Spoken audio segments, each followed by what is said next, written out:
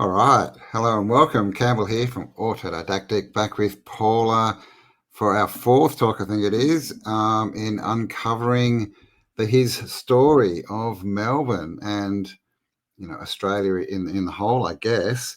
So we've just had a bit of an interesting chat. So there's definitely going to be some interesting videos coming out, some different theories of what Australia is and what it was and what's really gone on here. But you're going to have to wait for that one.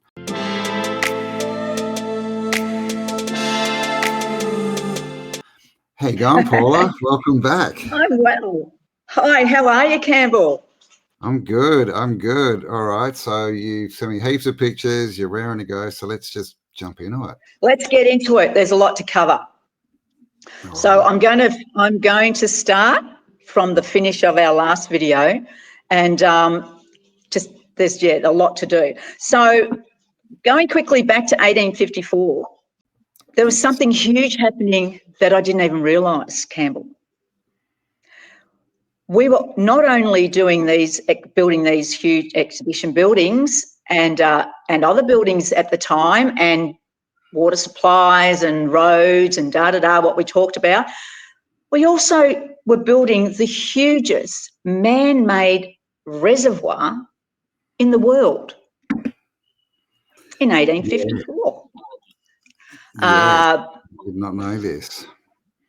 Yan Yin, which I don't think I said correctly, but it's called Yan Yin, Yanyean. And I did send you the last few photos were of that reservoir. Yes, you did. Just under 600 acres. It was a swampland, apparently. So in 1852, they decided, hey, we're trying to get well, we did talk about the water that was getting pumped into a big tank in Melbourne. But apparently at the same time, we're organising and constructing this huge reservoir, which is 30 kilometres from Melbourne, sort of the Whittlesea, Lower Plenty area, and all man-made, apparently by convicts again. Again, we didn't have the population, didn't even have that many convicts at that time, so go figure. So the reservoir, the largest in the world at the time, shows that's a little memorial there, Campbell, of where they started their construction. Okay.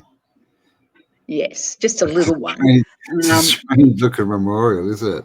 Looks like the top of a building. Yeah, exactly. And also, we've got pipe works.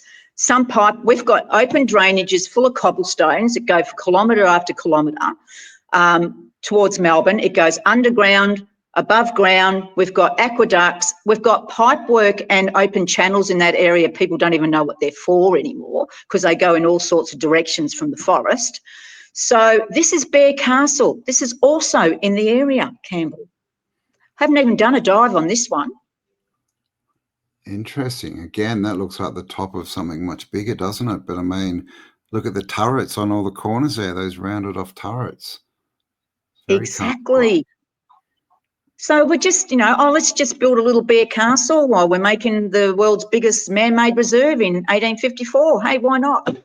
Got so many people to do it. Yeah, there's no of it. That's crazy.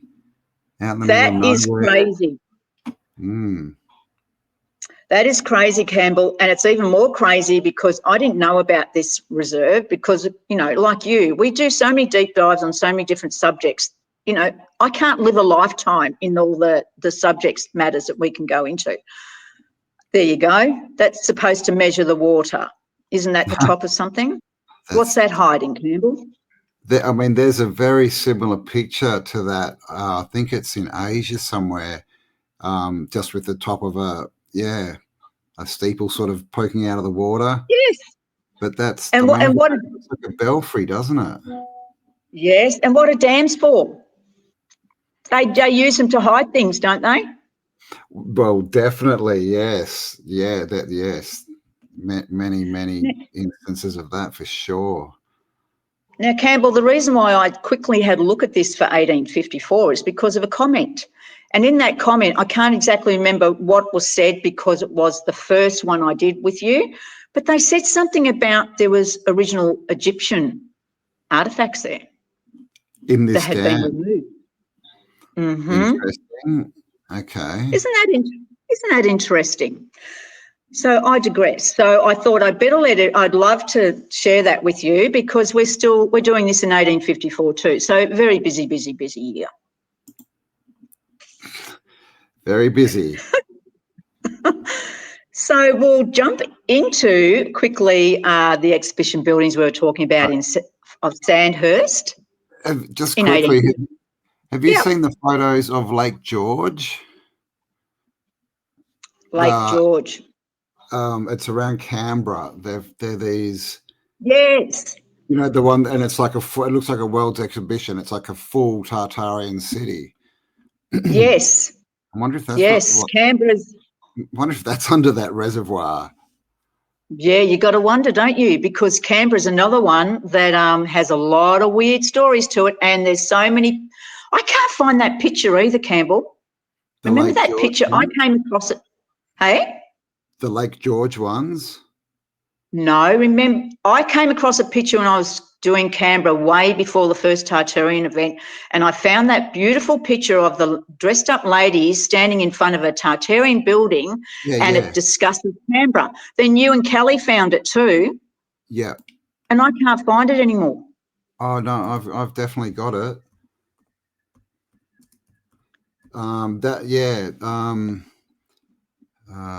Sorry, hang on. Just having a look for it. But that sends you down a huge rabbit hole for Canberra, doesn't it? What they must be hiding there. Yeah. I mean, yeah, it's just Canberra is very flat. I'm just wondering, was that even Canberra? We only think it's because they write a name on it, right? Exactly. That's what we were talking about. So they could have easily moved things around. You know, we know they love to do that.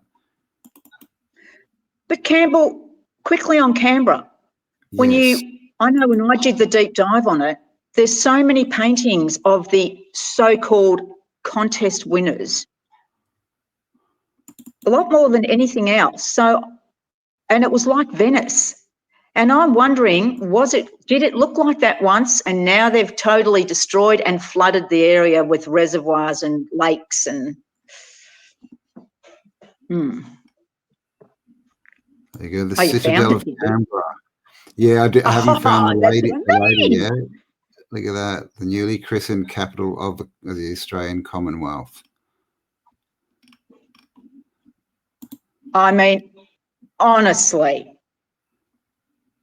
Oh, look at this. We have to get out of that, you know, like I said to you, these names, if we knew the original names of everywhere, because so many places have been changed in street names and, you know, the names of their villages or the rural areas, everything. We need to know the original names so we can research them properly. Totally. Yeah. I did hear one. Was it you who told me about, what was it called? Oh, there was some name that I found that someone said was the ancient name of Australia. But this is the thing. This is the problem with trying to research Australia is Australia is a recent name. And we don't know what it was called before. We haven't got any of the city names or anything. So it's hard to do research in old books and try and find stuff. Well, you know what's a really good eye-opener is when you look at the old railway lines of Victoria, the original, how many settlements there were in Victoria alone. With all names, they're very Irish, very Welsh, very Moorish, all different cultures named little villages where these trains all went to. So it's like Bendigo and Sandhurst. You know, unless you knew Bendigo was called Sandhurst, you'd just be researching Bendigo, wouldn't you? Yeah, well, totally right. Yeah, I didn't know it used to be called Sandhurst for sure. So, and we'll go back onto the exhibition buildings. So Sandhurst, we had that big one in 1854. Then we had another one in March 26, 1879. And then we had Geelong was also November 27th of 1879. With the population of Geelong was around about 11,000 people. But we're holding an exhibition there, Campbell. Yep. The building itself in Geelong was designed by Robert Baldling, who was a city surveyor then. It was made of bricks, iron, and beautifully edged panelled glass. And like, I've got a photo, it's probably right up the top of all those ones I sent you. And the roof they called at that stage was a barrel roof. The Geelong Exhibition Building. Okay. Yeah, which became a theatre, Her Majesty's Theatre, became a mechanics building later on, and they've totally destroyed it now, obviously.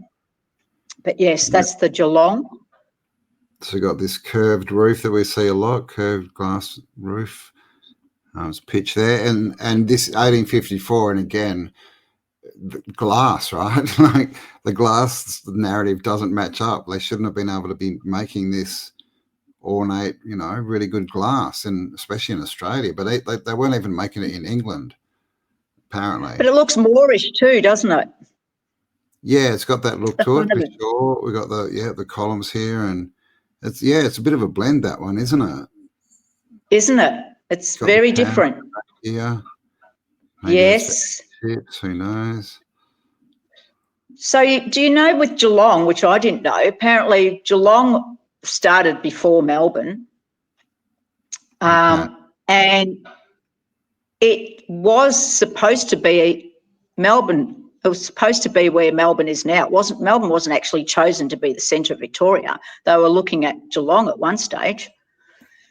And then they decided, no, it was too close to the water there, which why would you do that when you've got all these ships coming through? But they thought Melbourne would be, where Melbourne is now, was a better position. It's right on the water too, pretty much, but anyway. Yeah, it's got the ports there and everything. But anyway, so yes, we had 11,000 people in Geelong in 1879. And, they're busy building one of these buildings for the expo for who knows who. Doesn't even tell me how many people went through at that time. So we've got Sandhurst as well. Yeah. Now, we'll go past those little expos because I think we've covered that enough.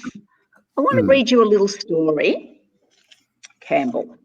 All right. Remember the little story I did in number 2 regarding that man who walked all the way from Barranong to the Echuca River and found himself, he had a crowbar and a bucket, and he found the granite and the gold, and so-called that was the start of the gold rush? Yeah. And then there was another story I found in Trove regarding in 1889 or whatever, that later 1800s, about the couple who so-called discovered gold in the area and told the authorities, and that particular authority person didn't tell the government because that gold that was so-called discovered was near his property. So there was a big court case about, right? You're going to love this one. Here we go. Bendigo gold was discovered by 2 women, Mrs. Farrell and Mrs. Kennedy, the 2 founding mothers of Bendigo. As told by Tony Roberts in his travel walks, the ABC program, without them, Bendigo of the richest city would not have existed. 1851, Mrs. Farrell and Mrs. Kennedy are out on a walk as their husbands were at work on the so-called sheep stations at that time, because remember, Bendigo were just sheep stations. That walk put Bendigo on the map, because during that walk along the river, they found huge pieces of gold everywhere. They were so amazed by the glitter and the sparkle of these gold pieces that were along the riverbanks that they filled their stockings and their underwear full of it, because they didn't think anyone would believe them. Brought them back to their husbands, and that was the start of the Bendigo gold rush. Because apparently Bendigo City should not have been there due to the lack of water in the area. And it wasn't until these women found the gold that they put in their stockings that it became a suitable town, because it was far too muddy and boggy, and apparently a lot of rain, yet there wasn't much water there. Makes no sense. Also, during this time, Bendigo has the world-winning wines. Because in Vienna World Exhibition Buildings of 1873, the Bendigo wines, which were exhibited at that time, won all the gold medals. Wow. Oh, the narrative just blows me away, Campbell. Yeah, I mean, that's interesting, because just to grow proper grape wines, you need, like, water control is a massive part of it, right? If they dry out, you lose whole crops and stuff, and yet there was no water, yet there was too much water. Something's going on there. What is it? What is it? And the wineries is another big subject to talk about, because that makes no sense at all. We were winning gold medals in Switzerland in the early 1860s. So that's another deep dive. That's what I mean. There's too many subjects to talk about, Campbell. Yeah.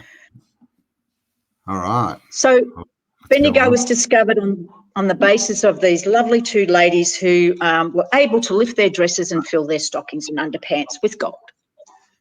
And it's interesting they say gold pieces. Is that what it says in the article? Yes. Pieces? Yes. I mean, that sounds like coins to me.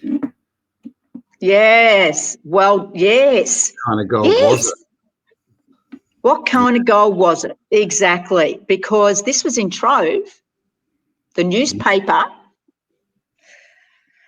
So, yes, you're absolutely right. See, this is the thing, Campbell. We have to learn to ask the right questions, because if we keep asking the same questions, we're going to get the same answers. We have to start asking different questions. I totally so agree. You're absolutely spot on. What type of gold was it? We would never know. I mean, because this is the thing about Australia, and we know, right, this really short history we're given, but they were finding gold everywhere, like all within, 10 years. It's almost like they had a map, they knew where the old cities were. They knew where it was. And they were just plundering. All they needed was the silly, dumb people, labourers, to dig it up for them. Yep. They knew. Buried treasure, man. Yeah, absolutely. The whole gold subject is huge, huge, and how it correlates with America. Isn't it funny how we just follow that line? I keep saying it, but it's just it's not a coincidence. So that was how the Bendigo goldfield started. So then we've got exhibitions up there now too. So we also have exhibitions in Ballarat, spelt Ballarat. Okay, because there's only one L1A now, right? That's correct. So in 1866, we had in August the 27th, we had the Ballarat exhibition.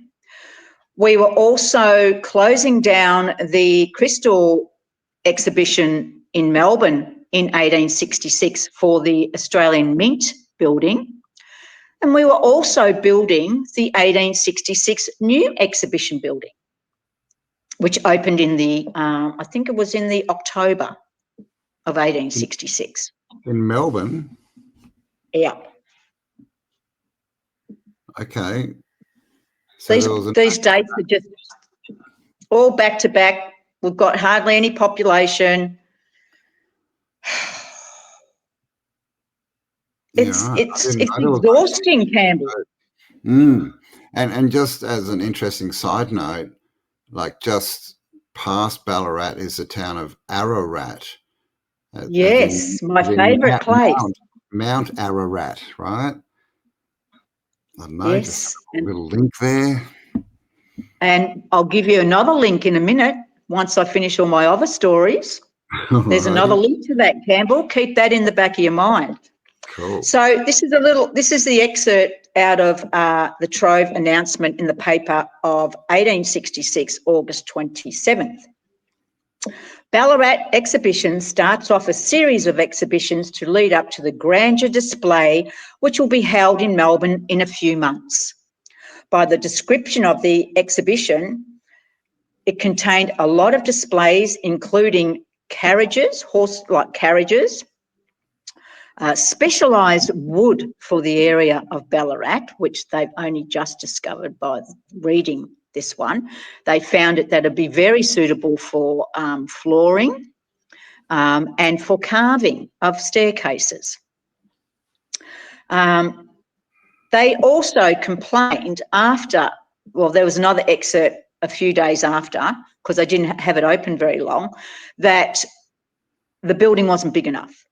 Now, if you want to bring up the building, it is the Mechanics Institute of Ballarat. All right, Ballarat's Mechanics Institute. Yep, wasn't big enough. This is 1866, people. Yep. Geez, a lot of those buildings get turned into post offices too, don't they, with those big towers on them? Yep, have a look at that. That is part of the railway. The front of that is the Bendigo Ballarat Railway. But have a look at that monster behind it. Is there something else underneath here, or is it just how the photo? Is it a wall or something? That's a wall. It's a wall, okay. Yeah. Oh, have a look at that monster. See, yeah, how big these carriages are compared to it. Like that's big. But look at that Roman pillars on that thing. What was the point of that? I know, right? That's at least as tall as this, which, I mean, that's a horse. You know, that's like 4 or 5 horses tall. We're talking little down under Australia with no history. We've got no history, only 200 years of history. And we're building that, you know, in the 1860s, when we've got a gold rush and every man and his dog's out there trying to make money. Now we're going to that's the only construction I find of the exhibition buildings, but we're going ahead of ourselves. Yeah. All right. I'll stop sharing. So, giving away the... So if you can go... So that's our little stories of Bendigo, Ballarat, Sandhurst and Geelong. If you can find the International 1866 Expo, September 21st, of the Rotunda and... 1866. Yes. Yep. It was done, they used the rotunda of the library. Okay. So this is... That's the internal map. Yep. Yeah. Yep, that's nice. A print of what it looked like inside. And then there's another diagram of, that's it. So that's what they built.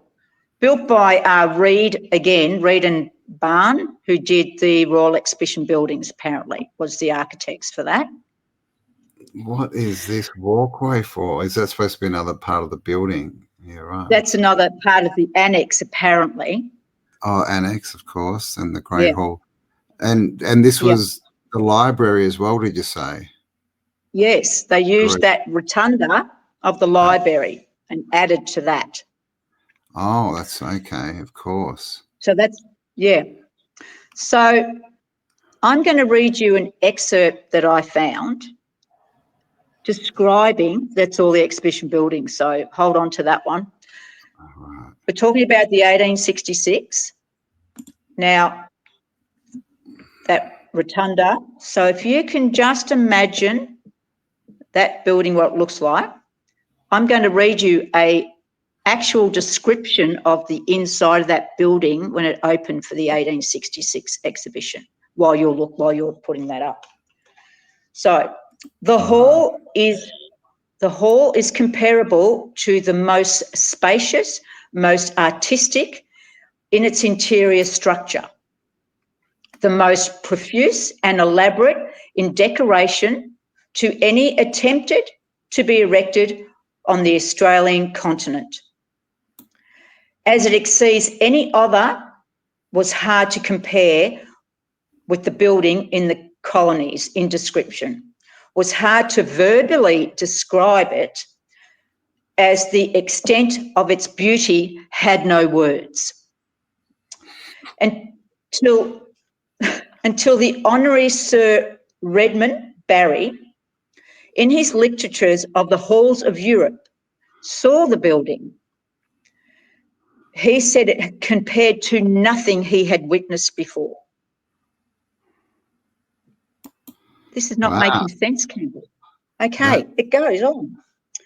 Numerous windows are very brilliantly stained in patterns.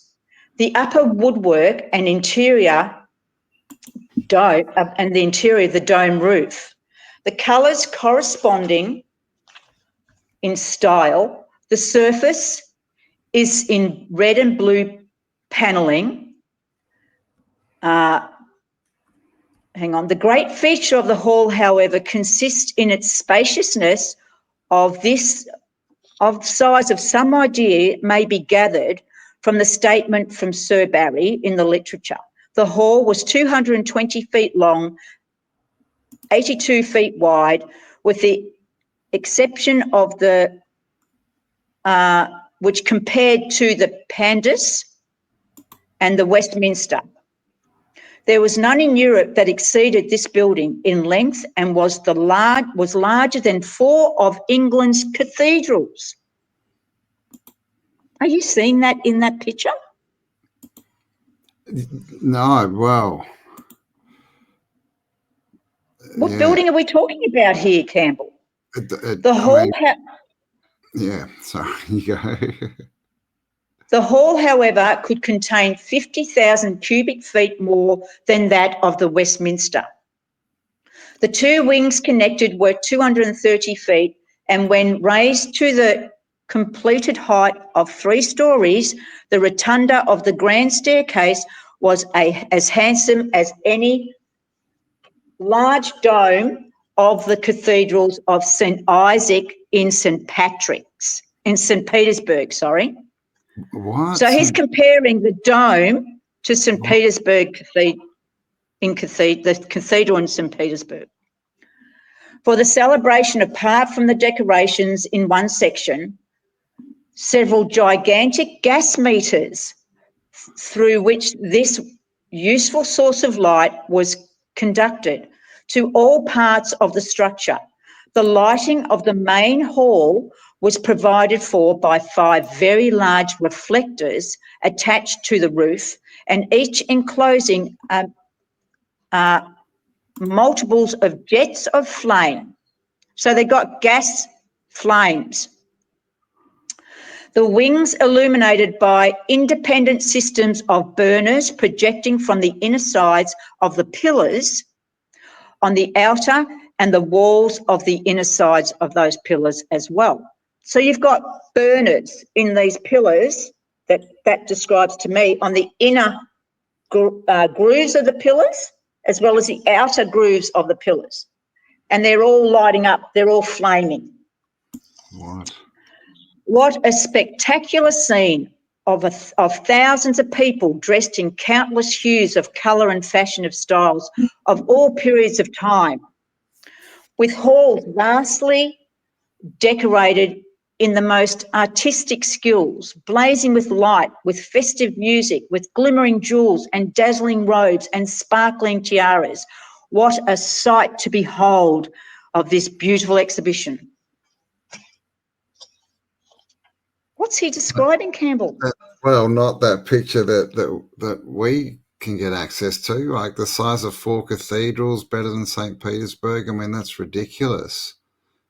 And you don't, and there's never any mention. If you Google or search exhibitions of Melbourne, all you get is the Royal Exhibition Building, and you will get the 1854 Crystal Exhibition Building. You really got to search for these other ones.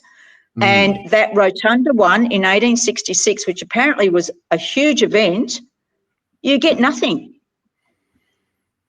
You've got to actually go into the archives, the library and archives, and other government searches to find anything on that 1866. And it was 1866, they held 1867 and I think 1879 before the actual Royal Exhibition buildings were open.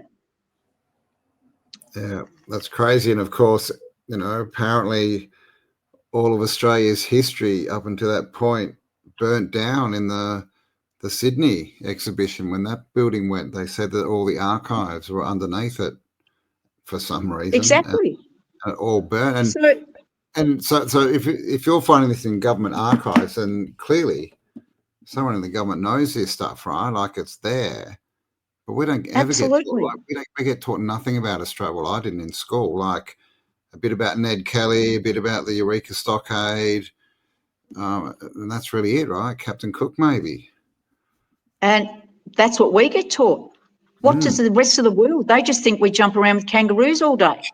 I know, right? And giant spiders. And we've got koalas in our backyard. We've got no history, you know, we live in grass huts. I don't know, but the vision overseas of Australia is we're a country that really doesn't need any, you know, energy given. It's all deliberate, Campbell.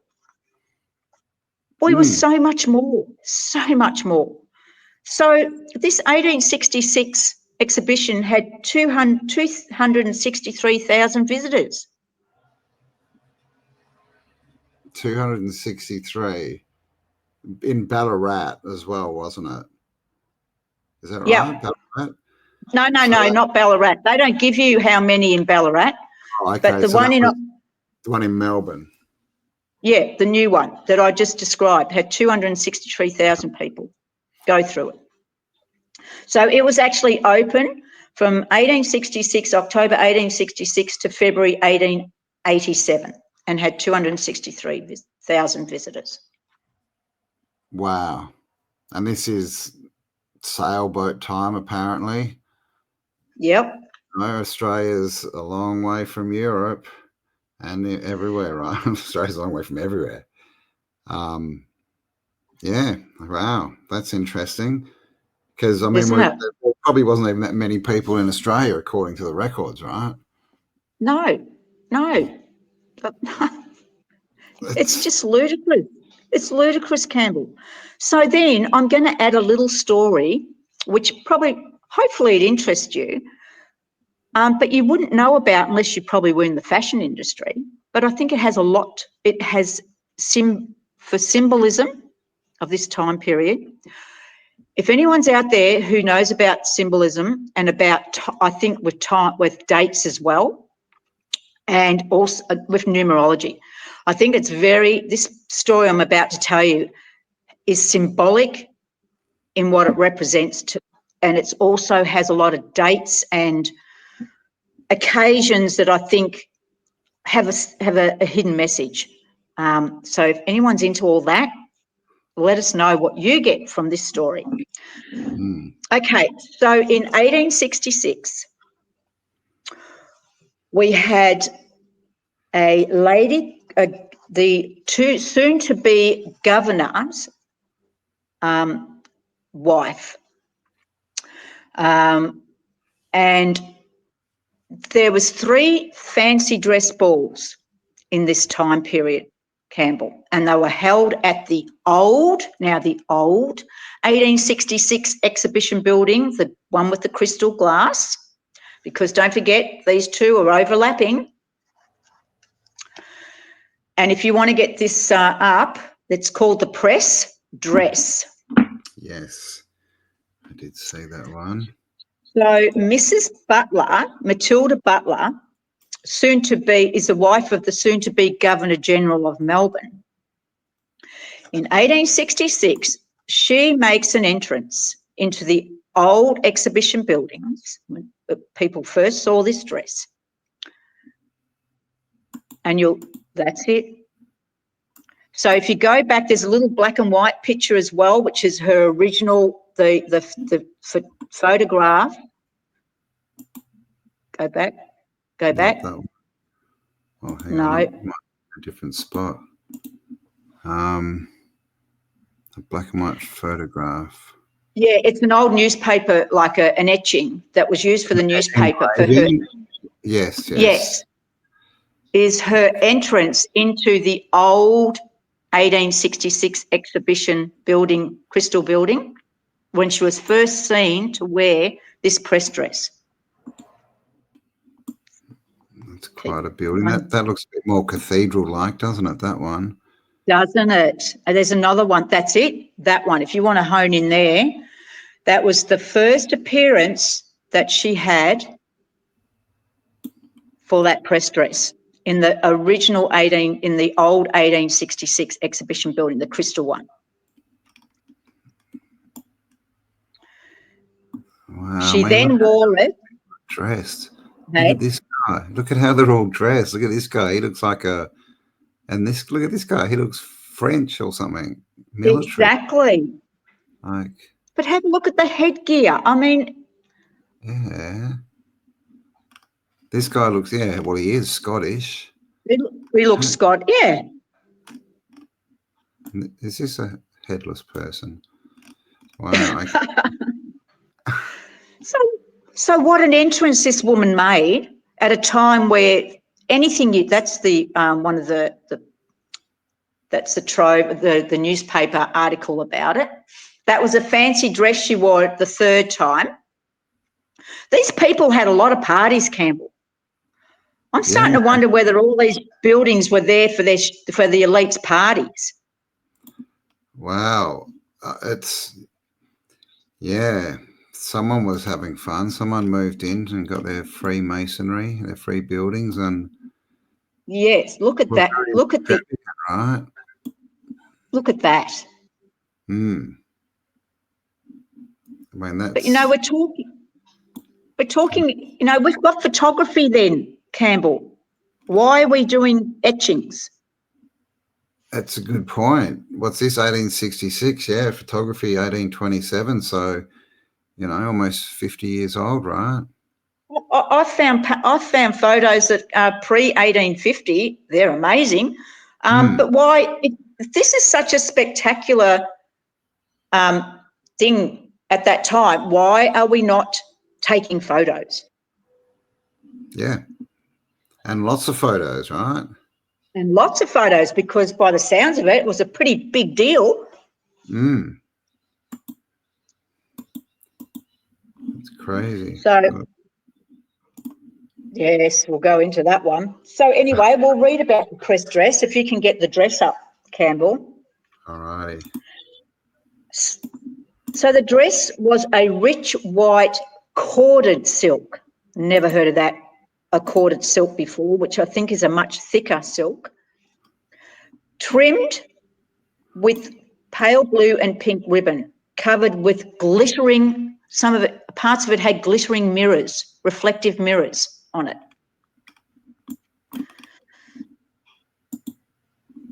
Um, 31 pieces of custom printed Melbourne newspaper articles from 18 different newspapers.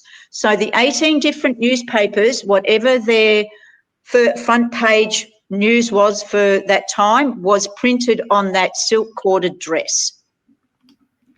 31 pieces.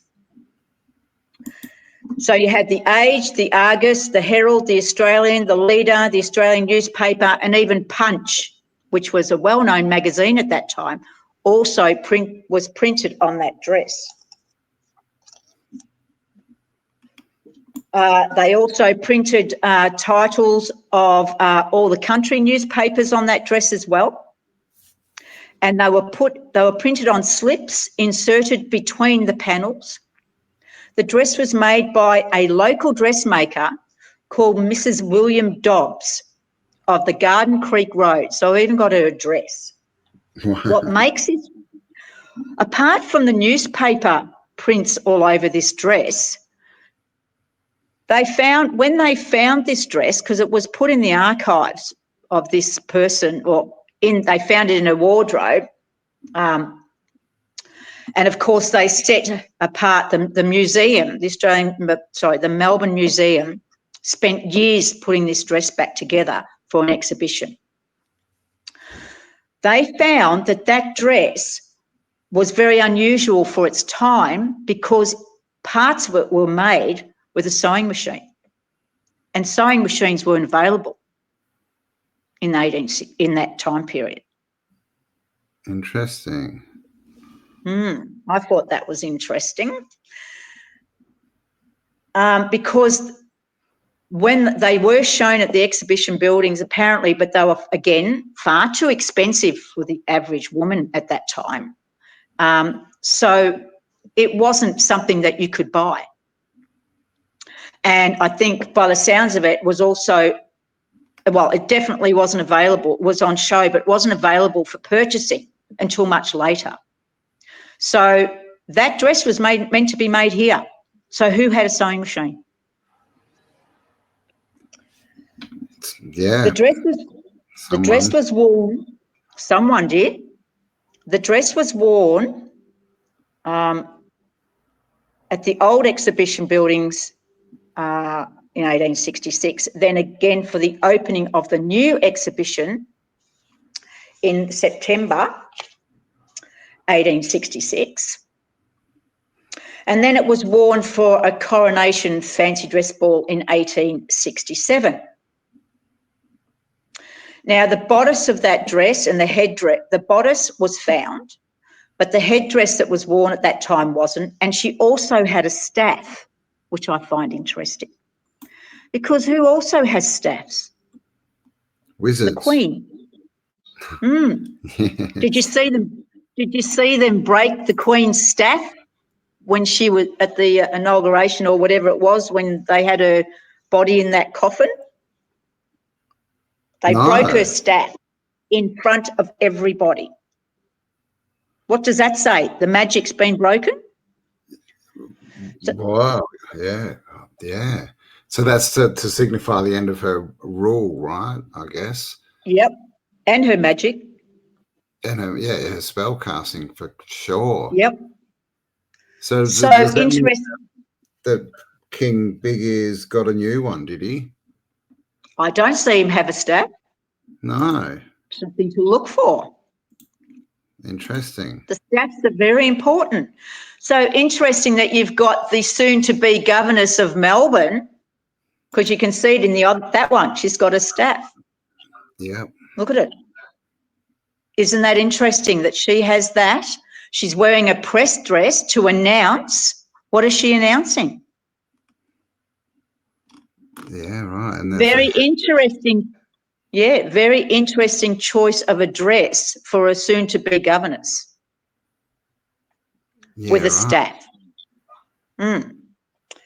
So, yeah, right. I think bringing the media, man.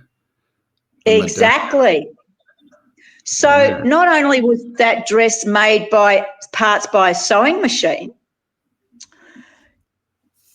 the dress itself, when they were putting it back together, because apparently it was torn, it was just deteriorating. It took a lot of seamstress to get that dress right, a lot of sewing to get that dress right for it to be shown in a museum, I think in the 20th century. I can't remember the actual date because that never sticks with me. But the print was like it was brand new. It hadn't faded. It hadn't smudged. It was still clear. You could still see the prints. But guess how they did it, Campbell? How? The print was transferred onto the silk by normal newspaper print, by normal newspaper ink. That was borrowed from the front page plates of the city's key newspapers, which by the 150th centenary, that's right, was remarkably clear and unsmudged. So they used standard ink that they used for their printing of their newspapers on paper, they used to print on that corded silk. Interesting. Well, I mean, yeah. Did they just have better ink back then for everything, or was that, yeah, like old world techniques? Exactly. That's why it's such an interesting piece of our history. So yes, she was literally saying that, you know, this is the press, like literally what you said. The media now, to me, it says the media are now in control of the narrative. Yeah. Everyone look at me, because I'm going to be your new governess and my husband's going to be the governor of Melbourne. And the times are very telling. So, like I said, if anyone's out there doing numerology, these are the dates. Let me see. So you've got September 1866, you've got October 1866, and you've got December 1867. Then this same woman, once she became governor, she changed her dress, Campbell. I've got no photos of it. No one has got photos of it, but there is a mention of this dress in the Trove. One of the newspapers mentions her wearing another dress. I don't even have a date for this dress, but she was seen to wear another dress at another fancy dress ball. That was made of reflective mirrors, tiny, tiny mirrors. The whole dress was made of tiny, tiny mirrors. And she had, so it was to hang on, where are we? Let me go back to find this. Now, I've got it all written, and this always tells me that I've got too much here, Campbell. Anyway, it had lots of little mirrors all around it. But she wore a headdress that represented the Statue of Liberty, that was made out of coins, lots of coins. Wow. And on her headdress there was displayed in bold silver the motto, "Liberty of the Press." So she's worn her press dress, but she's got this Liberty crown on her head. Once she becomes governess, it has "Liberty of the Press" surrounded by circles of the silver stars. Circles of the silver stars.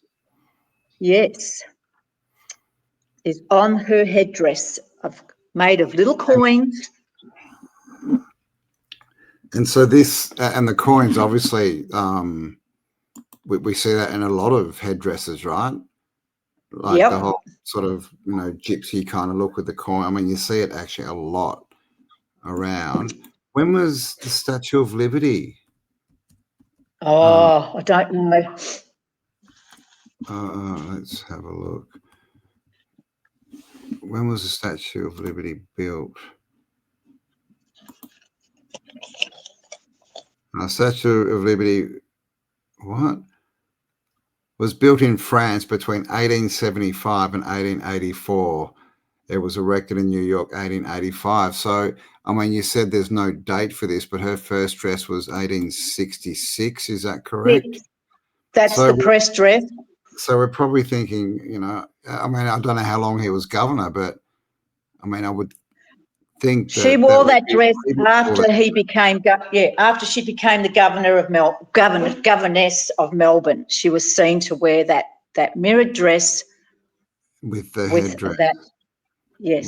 So they shouldn't really have known, 1875, that's 10 years, 9 years. Yep. That's it. I So mean, and that's the that thing. We see that iconography everywhere, right? The Statue of Liberty. It's it's supposed to be like the Greek sort of god look, goddess look, yep. but clearly that stuff was everywhere. Well, it says the headdress was the cornet of liberty, The as cornet. represented on the gold. This is what it actually says, as represented on the gold coinage of the United States. Sorry, I said that wrong. The headdress was the cornet of liberty, as represented on the gold coinage, of the United States, of which was displayed, I've said it wrong, in bold silver, the motto, liberty of the press. Wow. Okay. And surrounded by a circle of silver stars. I think that's very interesting. That's why that whole dress thing I had to bring up, because it signifies something, Campbell, and it's something that really, unless you know about the press dress, you've got no one would even look at that. Yeah, it's like all this iconography. I mean, I think that's one of the biggest clues is none of it's got anything to do with the societies that apparently built these things and wore these things, and like all this Greco-Roman liberty stuff. It's not what we've been told. Exactly. Right? It's like the old thing. They're telling us that unless we look with the right eyes, we're just going to look at that as a fancy dress. But a lot of work went into that dress, and she got a lot of attention all around the world, apparently. All around the world. Yeah, in 1866, how would they even know? I mean, they'd know because obviously the so-called people that were at these balls would go over to wherever they live and talk about the press dress and maybe bring a paper over with them. But, it takes a long time to travel on a ship. So this is the cornet of liberty. We've got the stars around the outside, 1849, we can see here. So this is what, 30 years before the Statue of Liberty, or 35 before it was even erected. Yes. But that's definitely a very similar looking icon, goddess thing, right? Isn't it? And we have the symbol. We've got the stars here as well.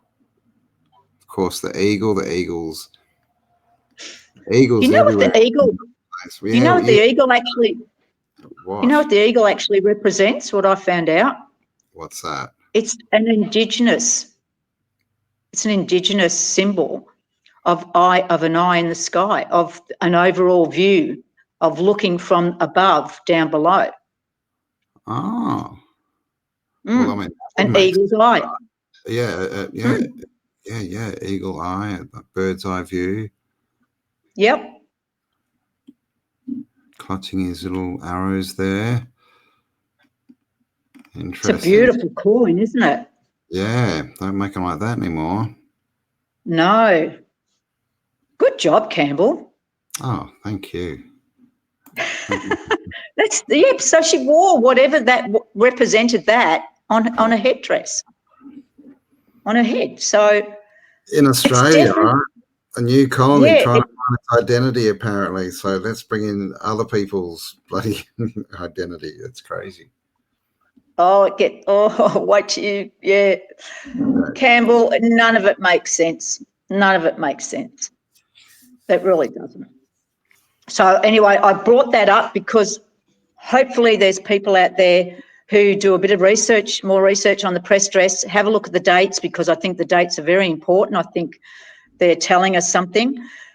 It's definitely, to have that printed dress is definitely telling us that the press are in control now. And the media. it's a statement for something, not Yeah. just as something different, in a ballroom. So yes, very interesting, Campbell. So we're Yes. now. And Medea, just so you know, it's spelled Medea. Medea is known in most stories as a sorceress, an accomplished pharmakia. We all know that word, right? Yes. Which is magic, often depicted as a high priestess of the goddess. But basically, it's put down as she was basically to do with illusion and thing. Medea was pharmakia was basically like sorcery, really. There you go. So Medea is also connected to, hey? So she introduced Medea, and it is Greek as well, right? They say that's Greek mythology, which is, as we saw in that coin, that's what the headdress was, that Greekish, Yes. we're told, that Greek look. Medea, nice. So who else sounds like Medea with all the snakes? Medusa, yes, nice. Medusa. Yes. Oh, Campbell. The webs. The webs. The web, yes. Oh, because you know what? When you start looking and you start, like you just did with Medea and Medusa and the coinage and everything, even your research, like even just looking at the world fairs, is just a superficial research to me now, because there's just you've got to go deeper into what the mythology is and what the symbolism is, and it's just so much more than just a World's Fair. Totally. And when talking about the World's Fair, we're a young colony. We're starving. We've hardly got any people. And if we have, you know what, we haven't even touched on, Campbell. If the men weren't looking for gold, they were drunk. They were smoking opium. Like, we had opium houses. Yeah. They had to stop out. We had that many hotels and pubs, apparently, because everyone, not just the men, the women, they were all pissed constantly. So we're told. So much so that they brought in a law, as you know, that you're not allowed to serve alcohol, hence why we got all the coffee palaces and drinking coffee and more exotic drinks. So who is building? Yeah, and why is everyone an alcoholic? Like, that's normally what happens when you've gone through trauma and stuff, right? Yes. And if they're all pissed, or they're all getting gold, or they're all, lazing about, like we've been told the Bendigonians were lazy people, who's built these? Who's building all these huge asylums, and the gallows, and the orphanages, and the buildings for wayward women and wayward men? Yeah, and not just that, who's getting all the materials? Who's running the who's making the materials for it? Who's making the iron, the glass? How are they transporting it there? Where are all the warehouses for all these products? The animals, the animals, it's crazy. We had 10 horses at settlement. We had 10 horses. I looked up the amount of horses we had. We had 10. 10 horses. Yeah. Of course. It's like that one camel, apparently, that came to Australia and just miraculously produced more camels. Well, it'd have sex with itself. Yeah.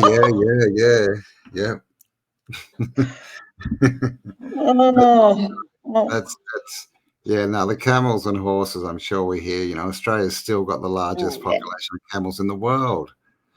Absolutely. Yep. I can digress on that, Campbell. I can digress on that from Wheel in the Record book that I read. Oh, yeah. That describes a building, an arcade, that opened when we came in with all the alcohol and stuff, apparently.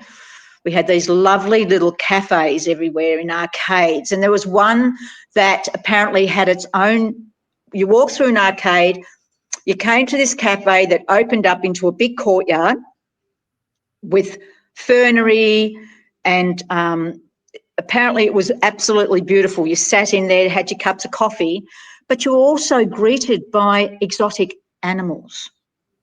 We had a giraffe, a camel, a lion, and other exotic animals to greet you in cages while you drank your coffee in this lovely courtyard. And very, very early in the piece, I'm not talking 1880s, that early, that apparently the narrative says that the Melbourne Zoo was first designed for these exotic animals that were in a garden for people to entertain people having coffee. Yeah, man. I wonder who brought that lion across on a boat. And zoos are another rabbit hole, right? It's all, look, it just doesn't stop, Campbell. It doesn't stop. That's why I can only concentrate on Victoria or even Melbourne. I haven't even got to rural Victoria, which I want to get to, but to get like Adelaide, its town centre was just the most amazing, beautiful city. And Sid, there's so much. There's so much. Mm. So, yeah, so we had exotic animals, Campbell. Of course we did. So we now go to, ta-da, we're finally there, the 1880 exhibition building. All right. Yes, so that's the only construction photo I can find, Campbell. Yeah, and of course, like all construction photos, we find that building's completed. It's just got a bit of scaffolding on it, and looks like they're doing something to the dome here. I mean, I wonder, Yes. were they stripping off what was on the dome and replacing it with different metals, like to They could have been. change its function a bit? I mean, this one Well, looks remember, like I did. whited out. It's already there. It's already there. See this, how they've taken the background out? Yes. You can see Yes. this spire, and it looks There's like more there. tall squares. They've Yep. taken the whole back out. I wonder what was in the background. Airships, maybe. Yeah. All right, so there's the construction photo. Of course, It's not the only thing they whitewashed. You know, there's no one around. There's no materials. It's just, yeah, repurposing. Yep, most definitely. This is it. Yep, there's a few photos I sent you. So we're talking, I think it was, hang on, I've got all the... You can see how small these buildings next to it are, and they're multi-story. So we've got 63 acres of 63 acres was granted for the Carlton Gardens, and 43 acres was granted for the building. That's the Carlton Gardens. Mm-hmm. With massive amounts of fountains everywhere, Campbell, at one stage. Yeah, right. And there is photos of it having a lake out the front. Old photos show a big lake out the front. Okay, that says pond, I think. But just look at the geometry in that layout. Exactly. It looks like there's an eye in the middle staring at us. Yep. All started at the same time, mind you. That design for the garden started and works of that garden started at the same time the building was meant to be started in 1879. Look at the size of it. This was all built in a year, right? Yeah, under a year, Campbell, because they actually opened it up in May. When I have got it written, hang on a minute. So the foundation stone was laid on February the 1879. The architect was Reed and Barnes, who actually also did the one before, the 1866 rotunda one. It opened in October of 1880, but the building was open in May for all the exhibitors. They could go in there.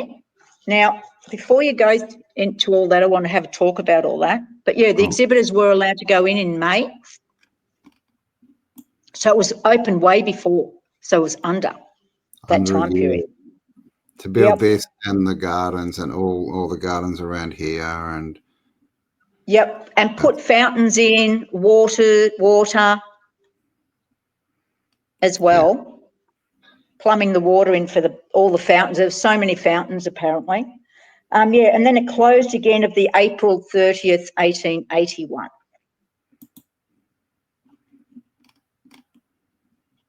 And over the 1880 and 1888, when it had another exhibition, there was over 3 million people went through this exhibition building. 1.3 million in 1880. That's 1.3 million. Yes. Wow, it's a big number, man. Where are all the toilets? That's what I want to know. Yes, exactly. So here's a description, Campbell, that I found in the newspaper of August the 1st, 1888, before the next exhibition. That was the next exhibition there. Yeah. The exhibition building is an area of one of the largest fully roofed floor space, all used for one purpose in the world. So it's the largest one-roofed building in the world. Wow. And this says, is this 1880 or 1888? This is what someone's describing in 1888. Okay. That's big for Melbourne. Like, that's big for in my anywhere. research, but in my research, we're the biggest of anything in the world, the first of anything in the world. Yeah. Why? We're just little old Melbourne. We're down under. Who are we? So, 63 acres of Carlton Gardens, 43 acres was granted for the building, where 35 acres is fully roofed for exhibitions. The other 8 acres for facades and strips of unused land. This is going to blow your mind. 43 acres under the roof. Is that what it was? 43? It was 43 acres was granted for the building, but 35 acres is fully roofed. 35 acres. Oh my God. Yep, fully roofed. That's ridiculous. 1888, there was some other added buildings, apparently. So the dome is 200 feet from the ground. The main hall is 500 feet long by 160 feet wide. There are other halls as well that are 60 feet long and 138 feet wide by 2. The whole building at once originally measured 871,000 square feet. Wow. But in 1888, Campbell, they needed over 1 million square feet of floor space for all the exhibitions. Okay. So temporary annexes were required in 1888. So the total amount of square feet for the 1880 exhibition was 907,408 square feet. So just under 1 million square feet. Most of that was temporary annexes built by Masser and Walker. The total cost of the 1880 building was £246,365. That's a lot of money. That sounds like a lot of money for the 1880s.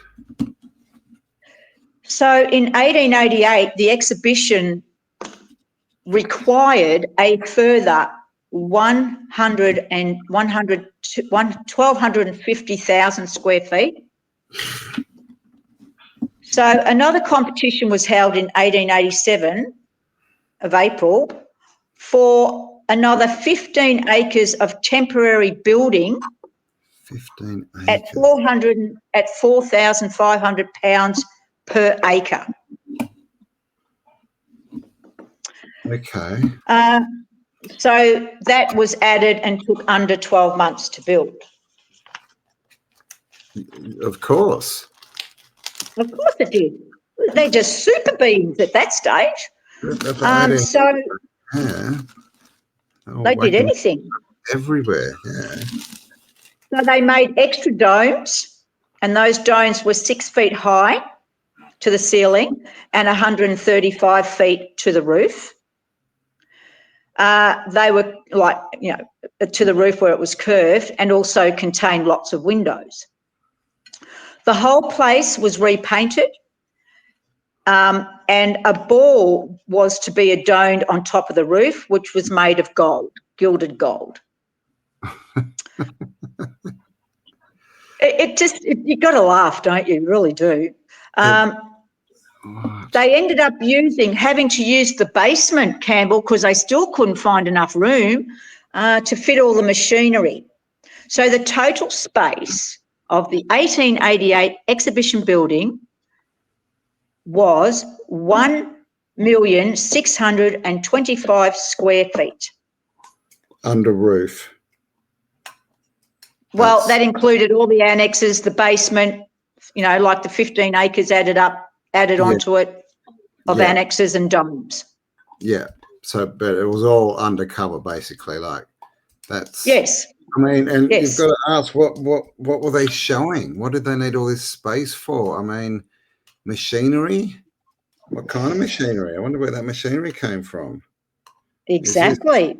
Because this is what we sort of talk about with the World's Fairs a lot, is they're just showing off, the remnants, relics of the old world they've conquered. So, I mean, like what we believed, what I was talking to you about, Campbell, all these exhibitions popping up all of a sudden in times when we weren't manufacturing, we didn't have the population, we had the gold rush that took, everybody to Bendigo at that time. They were just showing off what they pillaged out of people's homes. Like that's no different to them doing that now. They're going into all our homes, taking all our furniture, all our machinery, all our cars, everything, and exhibiting them as new. Our paintings, our crafts, everything. Yeah, and you see that kind of behaviour, through the wars and things all the time, right? They just go and, rape and pillage. They take people's castles. Yeah, they just go and steal everything and basically unalive you, right? If you put up resistance. Exactly. I mean, that's the start of the Ned Kelly story too, right? Yes. Of course, he was in a shack out in the bush, but basically the troopers, right, came in and harassed him and, tried to SA his sister and stole their stuff, and that was the whole start of the Ned Kelly story. Well, if you put that into the start of the few last years, when that poor young girl in Ballarat when she was pregnant, they came into her home and took her away all because of a post. No different. Yeah, in 2020, right. Yeah, that's no different. Yeah, completely. We've got to look at the narrative differently. Yeah, well, that's the point. Yeah, the press dress, right? Yes. In the media, and then what do we get in 2020? It's social media, right? Which is a bit of an oxymoron, but exactly. But guess what? You just reminded me. Sorry, Campbell. What was that? I'm just saying, it's just the same thing, the same story over and over. Yeah. Yeah, and once you awaken to it, you see it so much. It's just like, come on, this has happened. I can see it all happening. It's happening again. But you just reminded me of another description of the 1880 Royal Exhibition Building.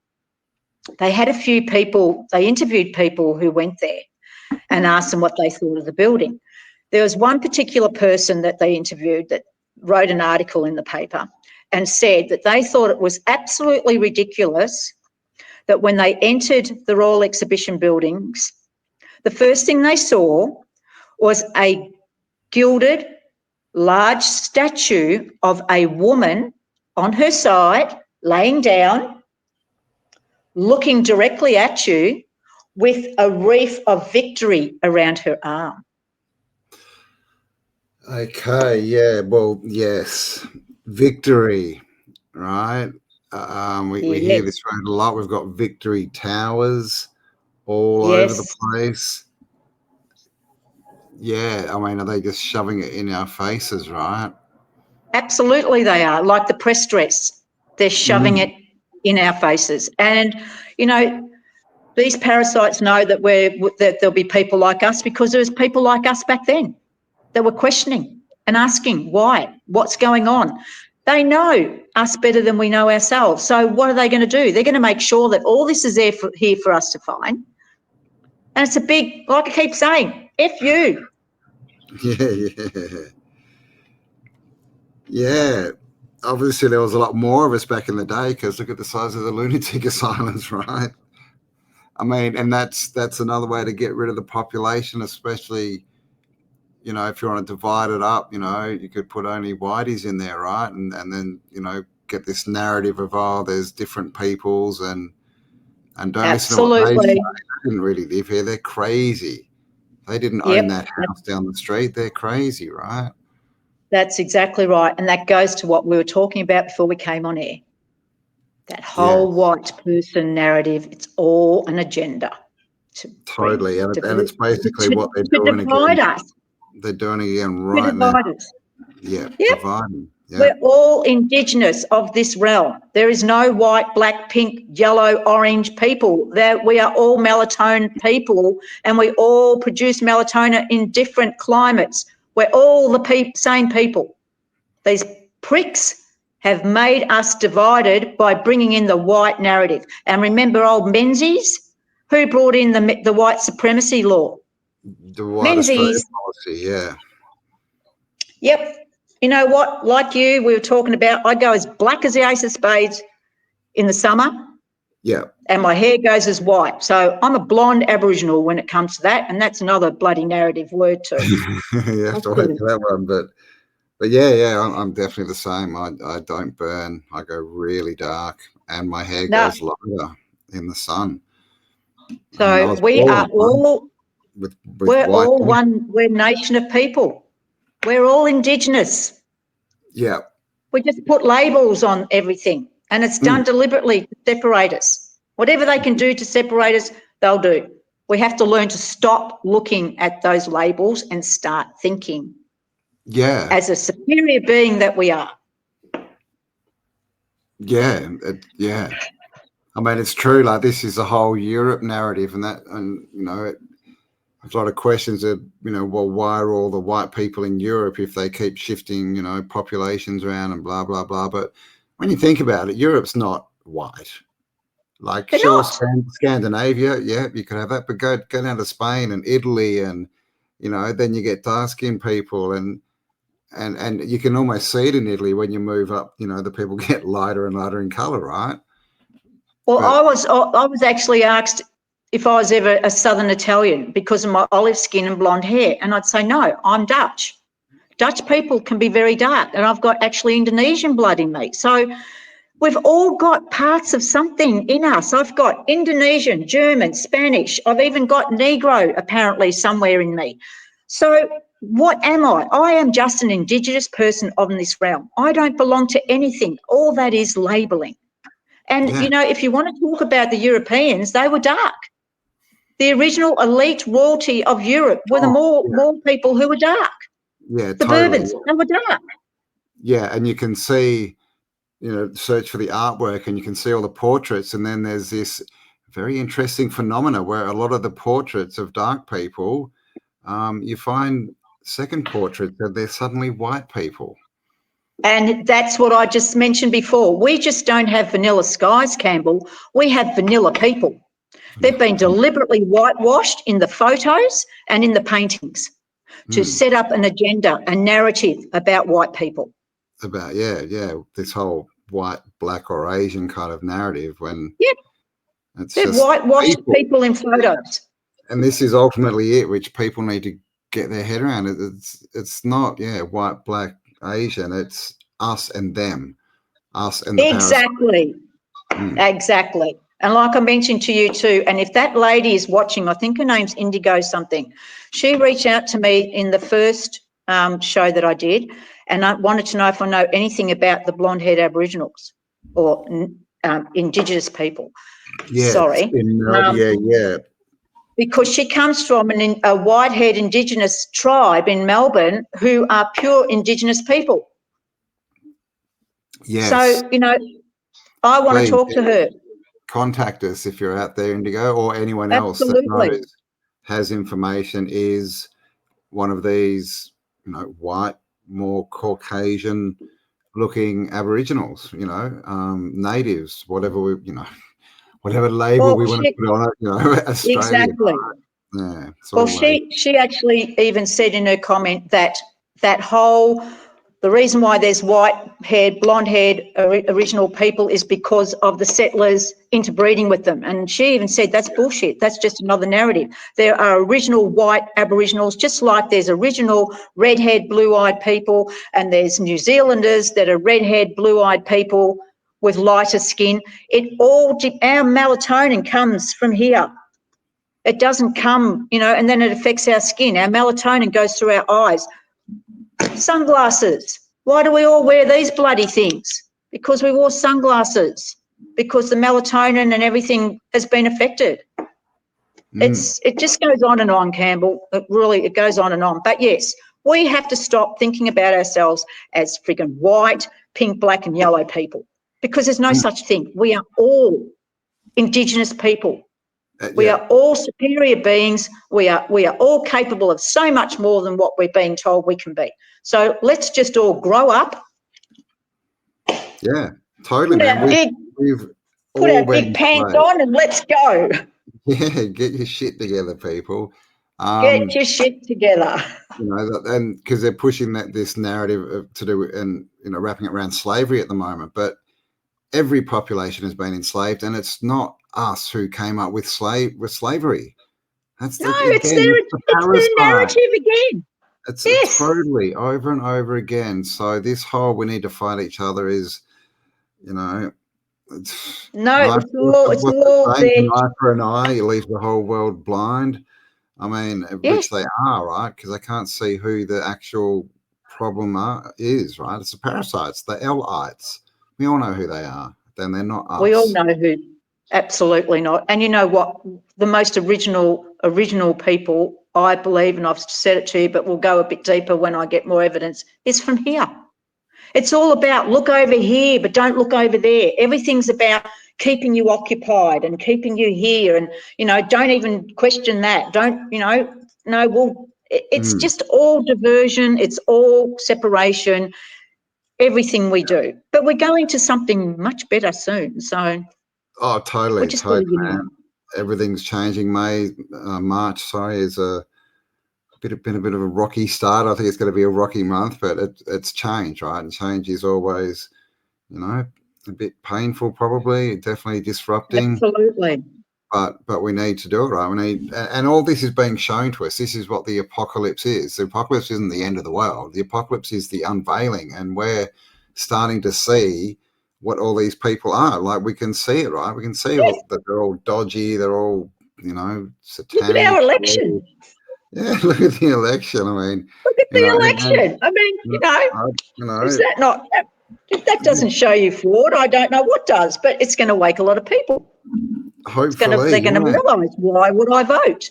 I hope less people vote, because I didn't. No. I'm not I haven't in years and years, right? Because at the end, that's giving them power. You know, this is a whole thing like the elect them at the election between the polls, right? Exactly. The polling The booth. policy. Yeah. And elect them into power, give them power, empower them. You know, all that does Well, is depower us.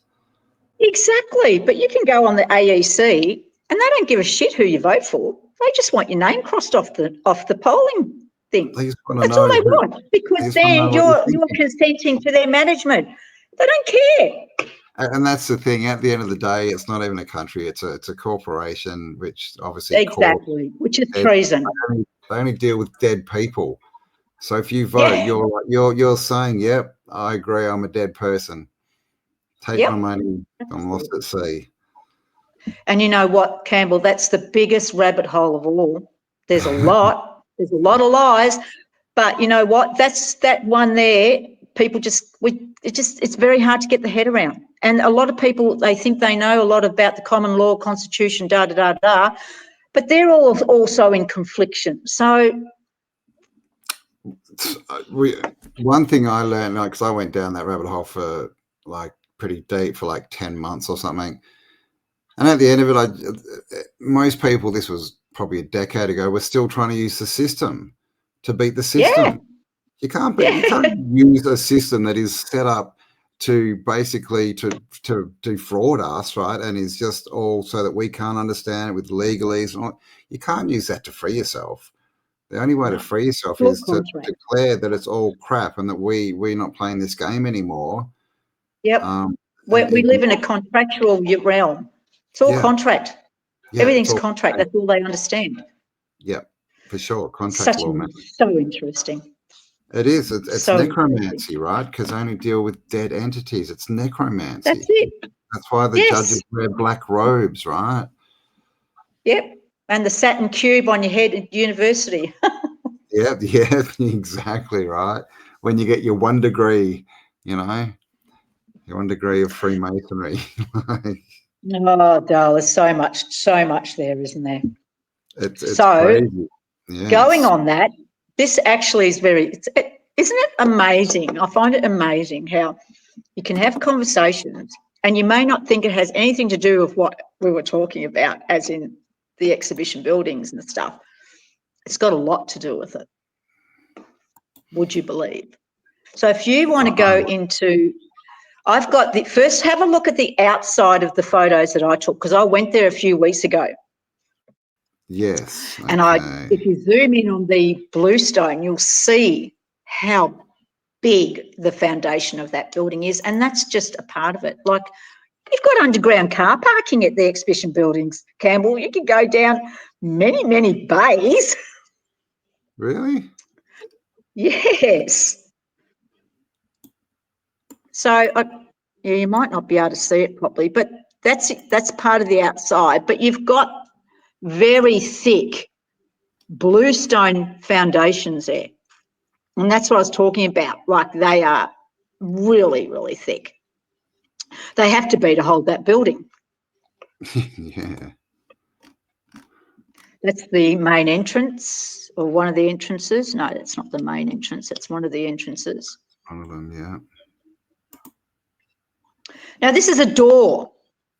Now, I'd probably be up to just a bit of the glass. Yeah, we can see someone out here. I mean, they're in the distance a bit, but yeah, maybe up here somewhere. Yeah, huge doors. Aha. Now, let's talk about this. I found this really strange. I haven't been to the exhibition buildings for a long time. You've got this monument. Now, does that fit in with the rest of the building? No, not at all, right? Right. So we're going to go back to your Ararat now, how everything links. I've actually got a close-up of that plaque, Campbell.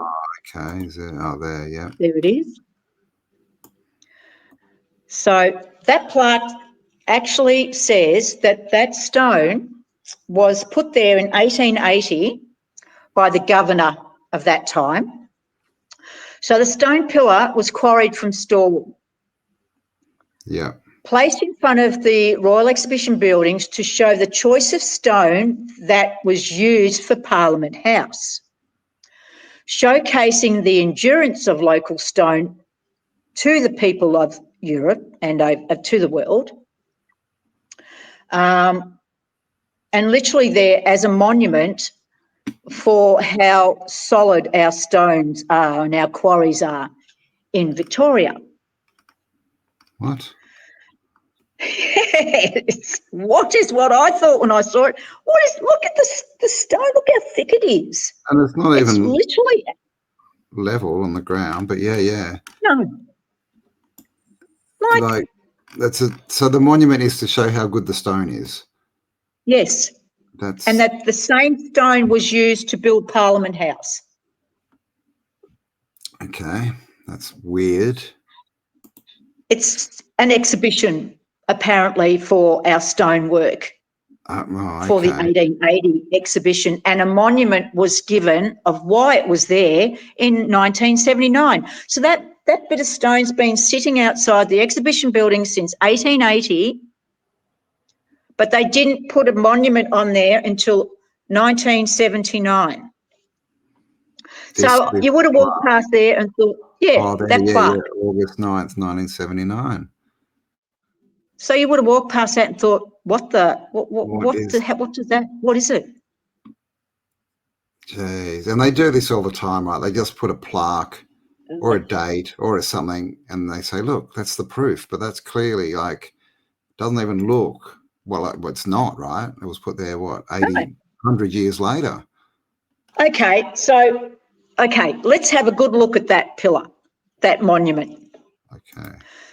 So they're telling us that they've built this magnificent building beside it at the same time for 1.3, I think it was, million people around the world to showcase the best of what we've got.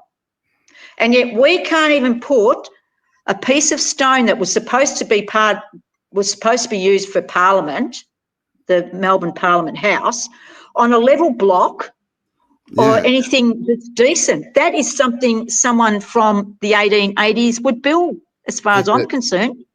Well, it's not straight. It's not straight. You can see the straight wall here of the exhibition building. It's not straight. So here's our parallels again, Campbell. One timeline, the exhibition building's next to it, another timeline. Yeah. That's all we can do. That's the best we can do. And yet we've got exhibitions everywhere, and that's what you're telling me in 2025, that's your best effort to show off our stones and our quarries. And our skill at building with stone, right? But can't get it straight or level. No.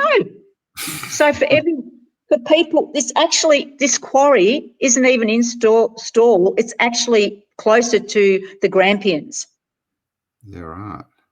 Because they had to build, Campbell, a special tram from the quarry that was discovered in I'll tell you the story of that one. In the 1860s, they had to build a tram line to get that from the quarries of the Grampians to Stawell, to use it as a building material. And then they had to get it from Stawell to Melbourne, get it all cut up to use it for Parliament House, for our Parliament House. Anyhow, so the story goes. I mean, I say this all the time, especially with Australia, right? Like, you can't, even if they could build these buildings, it's all the materials. And like you said, just to get the sandstone there, they've got to go build a whole train track, which means they then need to build the train and the carriages and the stations, and that's just to get some materials in, because once the material comes from somewhere else, you need another train line, right? It's insane.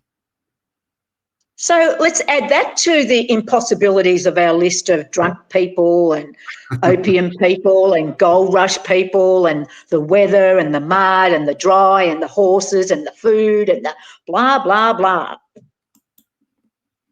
Yeah, and the fountains. So, that fountain's a story in itself, but So we'll go back. So for everyone overseas or interstate, to get to Stawell by car in 2025, it takes 3 hours and 20 minutes on a freeway without traffic.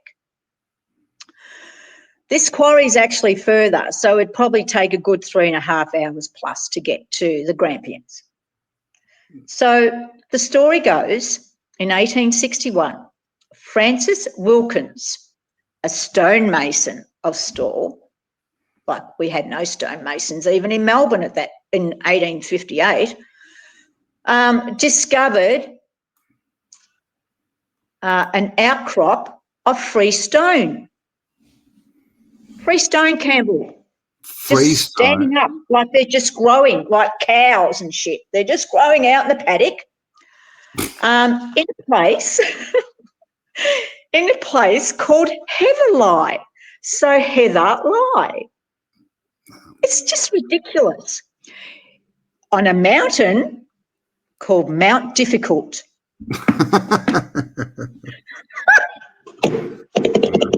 Get the drum rolls happening. So the area's called Heatherlie in Mount Difficult. That became the Mount Difficult Quarry, Campbell. So Francis Wilkins, who's a stonemason of Stawell, discovered the outcrop of freestanding stone in Heatherlie. What does that even mean? An In the outcrop of Mount freestanding stone.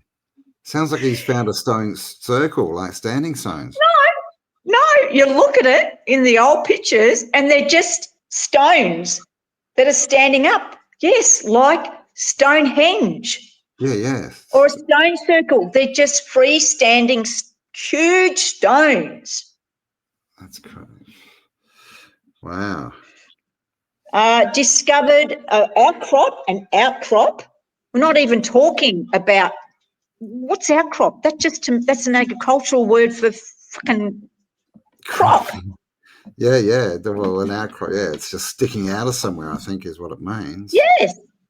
So in Mount Difficult Ranges, Grampians, while out shooting with his mates, realises that, hey, these stones are very durable, you know.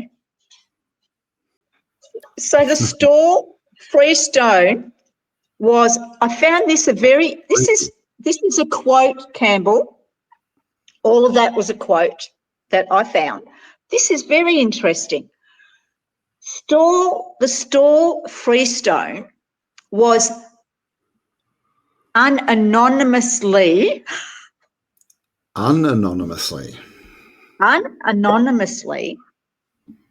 recorded for the construction of the Parliament House, Melbourne Town Hall, and many other important buildings. It's a lot of stone. Now, that's an interesting word to use, isn't it, as a description? Which one? What was, hey? Which word? And I'm not saying yeah, that one. Yeah. Anonymously. Yeah, that just means I tell you. Like that's the opposite to anonymous, which means like known. Exactly. Basically means known, right? Why would you use that word? I had to read that 3 times, let alone try and say it. yeah. The stone. It's almost like a double entendre. Like there's no need for that word to ever even be there. No, there isn't, Campbell. That's very strange. It's just. And the free stone. What does that mean? Does that mean like someone that? Oh, I found a standing stone circle, and the government. It's free. It's free. Just take it. And the Freemason and Mr. Mason, the Freemason of the Free Stone. The Freemasonry. It's the words are like, are you for real? Spelling, I know it's this, but it's ridiculously written, and it's making them look like total F-words. Yeah, that's I don't know. But we've believed this shit for so many years, for decades. I mean, it's been passed down by generations, these stories. And oh, yeah, okay, yeah, cool, free stones. Yeah, let's go get some free stones from the Freemasons. So the stone was also used for many other important Melbourne buildings. The stone, you'll love this, the stone was also used to rebuild Stawell Main Street after an extensive and major fire in 1870. Of course. Yeah, the re-facade, like the renovating, right? Renovating, changing the title, basically. And I haven't changed any wording in any of this, Campbell. This is straight from the bloody search engine. You'll love this one. How's this for putting it in your face? The quarry is also important because there remains a fund of tangible evidence of the operations, buildings, machinery, and rock faces. Let's just hammer that one in.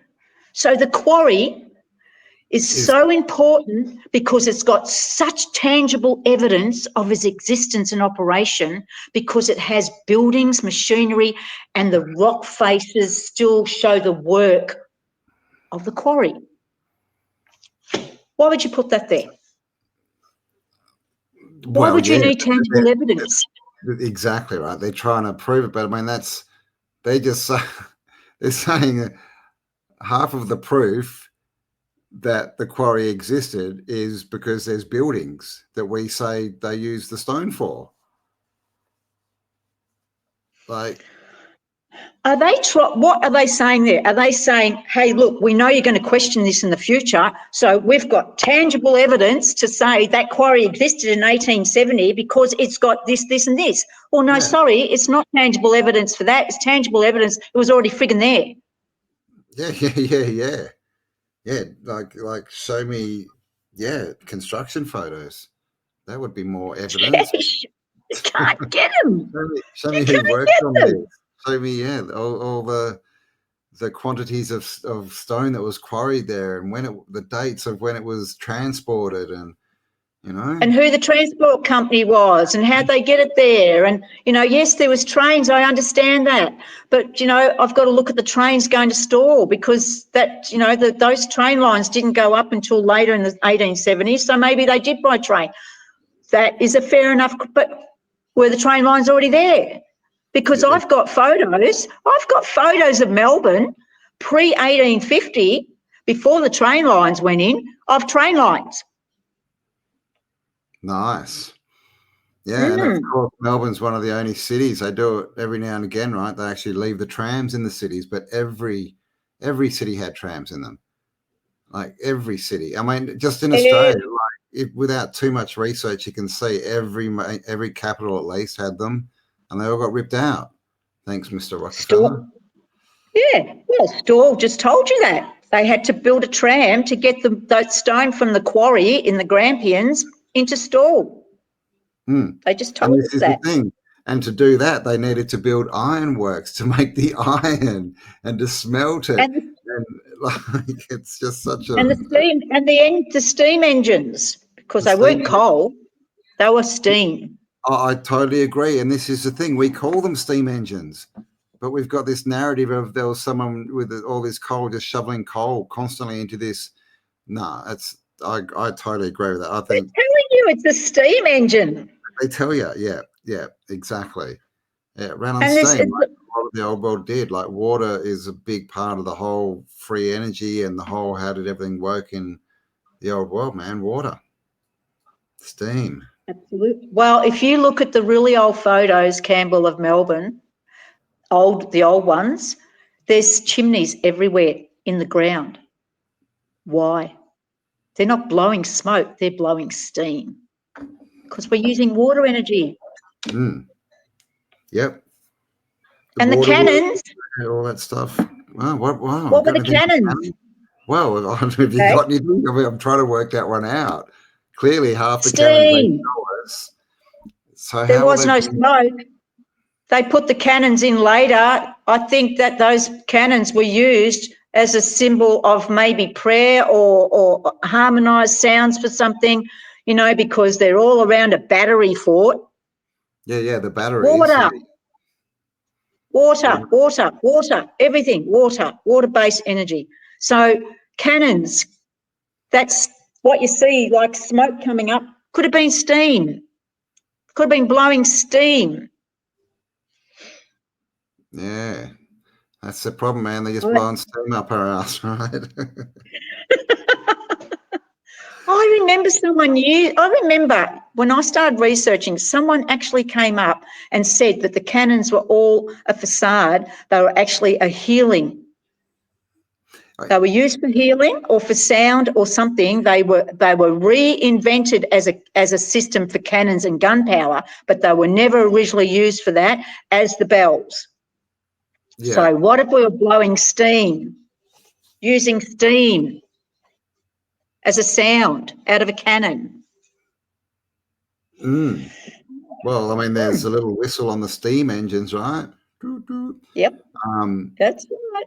I've seen a couple of interesting pictures of cannons where they say that they've used old cannons and turned them into statues or whatever, and they're always standing upright. So I've wondered that, like, were they some kind of, you know, like organ or type thing, or were they being struck? Yep. Yeah, resonance or. You know what? In Campbell, I remember as a child, every country town and every town had when you come into the town, they'd have some form of symbolism, not just the obelisks, but they'd have a tower or they'd have a cannon. I remember Lilydale had a rotunda. There was rotundas. There was always a parkland in the middle with either rotunda, towers, an obelisk, but there's always a cannon. And it's always everywhere. About war. Yes. Right? All the obelisks are now, memorials for wars, and all the cannons, war machines, the star fort, war. Why would you have a cannon in these country towns, little country towns that, why? One measly cannon? No, it wasn't. They inverted it for war, but there was something else. Yeah. I mean, I wonder if it was some kind of communication device. I think it was, and I think it's got there were a lot of cannons in those the forts with the battery. They call them battery. If water was sent down there, maybe they were to symbol a sound for people to pray or to go into a harmonic or to meditate. I don't know. And I don't know. The word symbol, right? Yes. Symbol yes. on a drum kit, right? It's a sound resonating device. Exactly. Yes. So, I know we're getting late. We're nearly there. I'm going to finish off with some interior photos. We always do it, but I love it. So, did you like that little bit of the stone? It's very interesting, isn't it, Campbell? It is, yeah, man. And the more and more you look into it, it's all spells, right? It's all spells. Yep. Ararat is such a fascinating. We'll do a dive on Ararat. I love that place. Yeah, I used to go there as a kid, yeah. The things I found, boots on the ground in that place, they blew my brains. Blew me away. I shouldn't say that. Okay, so we're now in the interior of the exhibition buildings as it is today. Now, I found that the colours on that they've used in the renovations that they've done are based on the 1901, because apparently this is another thing, this building had been painted, recolour schemed inside, obscene amount of times. I think they found like 60 layers of paint and 25 layers on the outside, because apparently they reckon they have to keep painting this place because there was so much pollution in the 1880s. Just so much pollution, it just discoloured the building. Of course. Yes, so we had to keep painting it. So it's been numerous colours. Yeah, and now here we are, you know, with more exhaust and smoke pollution than ever probably, but it strangely is not discolouring. No, it's not. It's not affected at all, Campbell. Interesting that. So the dome is spectacular, and the light that comes through this dome it's beautiful with the beautiful timber floors and everything. It's magnificent. It is a hard way to build a dome, man. Look at this. I know. All right, I've got arch here, arches all the way around, going up, you know, in a square, going up to, what's that, three, probably an octagon, is it, or maybe 10 sided? Yeah, it's an octagon. Yep. Octagon. That's with like the glass panes again. Building, man. Like that would be hard to build perfectly. And it's so, again, symmetrical, isn't it, Campbell? So symmetrical, man. Everything's built perfectly in the old world, right? Yep, everything. Yeah, everything just mathematically is just so spot on. There's not one little bit out. It's just, you know, for unskilled labourers, it's amazing, isn't it? Man, those convicts, my ancestors, they were the best builders out, man. Have a look at the trusses on that in the barrel, that extension. In iron, and every panel of that timber has been stenciled. You can't see it in the pictures. It's been stenciled. You can only just make it out. Beautiful symbolism. It's like a little, I think from memory, it was like a four-leaf clover type symbol on every panel. Yeah, and even the truss has been. It's all got stenciling on it. It's all got patterns on it.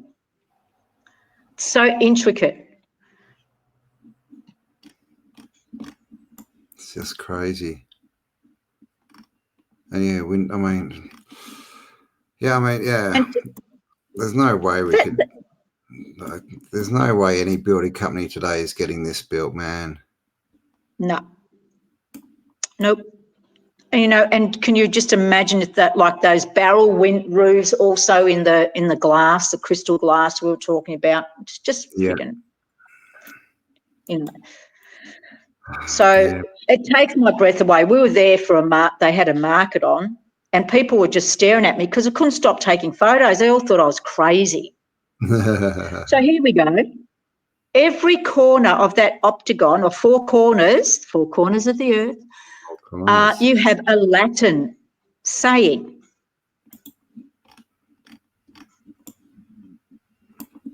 You might not be able to make that out. And I can't speak Latin, so please, I'm bad enough as it is. Order sapere, I guess. Yeah, order sapere. So basically we know carpe diem is seize the day, obviously. Well, that order sapere, it means dare to know. Dare to know. So the full representation of that Latin, this is when we go to enlightenment and everything I'm going to read about these four Latin words. Yes, another cameo of a female there. All these Latin words literally mean enlightenment, and literally are telling us where we are right now. So I'll read the first one out, the Order Suprema, Sepere, S-E-P-E-R-E. So dare to know represents independent thought and willingness to speak knowledge, even when it's uncomfortable or unpopular. A motto of enlightenment which champions reason and individual anatomy. Autonomy. Autonomy. Oh, God, here we go. Sorry, people. So isn't that interesting? Now, before we go on to everything else, I'll do all the Latin, but that's on the four corners of that hexagon. The next one is digralia.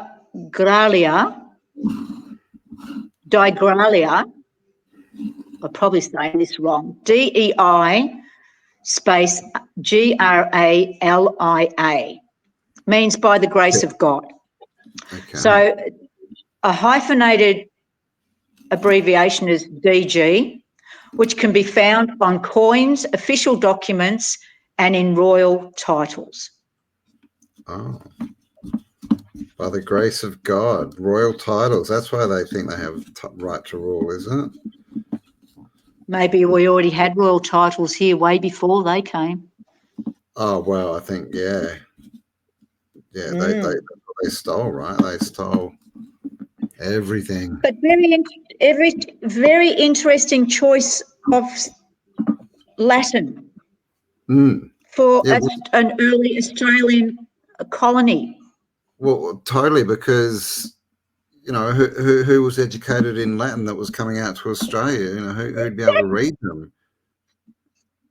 You know, only the elites, or maybe the true sovereign people. Well, I mean, true sovereign Latin, Indigenous people. Yeah, because Latin, you know, they tell us, right, it's a dead language, and that's why they use it for all the science and that. Like, was that one of the original languages, maybe? Maybe. Oh, no, we've got the old, the Magra tribe, which one the oldest, apparently the seeds of humanity, who were old Hungarian. Hungarian. Yes, which was apparently our original language. And Hebrew, my brain's going too much. Hebrew is made up by the Greeks. It's not a language. So apparently. Yeah, but Hungary has a separate language, like a different language to all the countries around it. It's this kind of anomaly. It's got this whole, yeah. So that's an interesting. It's one of the. Connection. It's a very yes. It's the Magra, and I'm probably not saying that right. Are our original ancestors, the original tribe that we all come from, and they were here in this beautiful land. Because a lot of our Magua, Magyar. Ah, what? Magyar. The Magyar. Yeah, right. The Magyar. Okay. So have you read the Oralinda book? You need to go and read the Oralinda book. Yep. So apparently the Indigenous. Sorry. That's right. We're both excited. The Uralic language of the Magyars, or I mean, you might be right. I just pronounce it Magyar. Hungarian, a member of a people who originated in the Urals, the Ural Mountains, which is what Russia, and migrated westward to settle what is now Hungary. That's what they say. But yeah, that language is in the Oralinda book, which is like an origin book of well, they say it's like a Caucasian, white origin book because there's people coming from the north, but I don't think they actually ever mention the color of the people's skin in there. It's a very interesting book, though. It's about people who get invaded. Well, do you know what? Apparently, the Indigenous Tasmanian people. Yeah, with and the I'm not going to dreadlocks. call them any names anymore because I don't give a shit what colour you are. Spoke the language. Hence why they were. They were the first to be eliminated. Yeah. Wiped out. Which goes back to my theory, doesn't it, Campbell, of one continent, one land.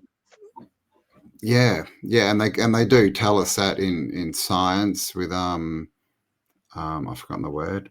millions and millions of years ago, all the continents were joined up in Pangea. Yes. Pangea. Maybe I'll have to look into that word as well. Maybe they're giving us a hint. Yes. So and do you watch Chief Ironbush? I know of him. I've seen some of to watch him. Yes, I think you told me that last time. He's an amazing Facebook, man. He's on YouTube. Oh, he is on YouTube. Cool. His great-grandmother was a Magra, whatever you want, however you say it. Yeah, Magia. Yeah, okay. Magia, which he says was the original ancient tribe of humanity. The most ancient of tribes. What was his name again? Chief Ironbush. Chief Ironbush. Yeah. All right, I'll check him out. Check him out. And yeah, that whole story of them is pretty fascinating. The basis of that tribe is as light beings. Okay, interesting. Light beings that were forced into these avatars because of being the original holders of sovereignty. Wow. Okay. Well, the rabbit hole gets anyway, deeper. We're going deep. We're going deep. Oh, I love the deep part. Okay, so let's go back to the Latin. So we've gone the grace of God, and then we've got one that says Carpia Diem, which is CARP. Carpe diem, seize the day. To urge humanity to make the most of the present and give little thought for the future. And the last one is the Beni Bejono Numain, means by favour of the heavens.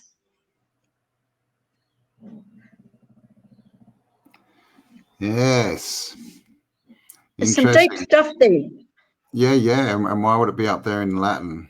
Like what? Like exactly. 1880 in Melbourne, Australia, and they're writing stuff in Latin. Like that doesn't make and quite deep.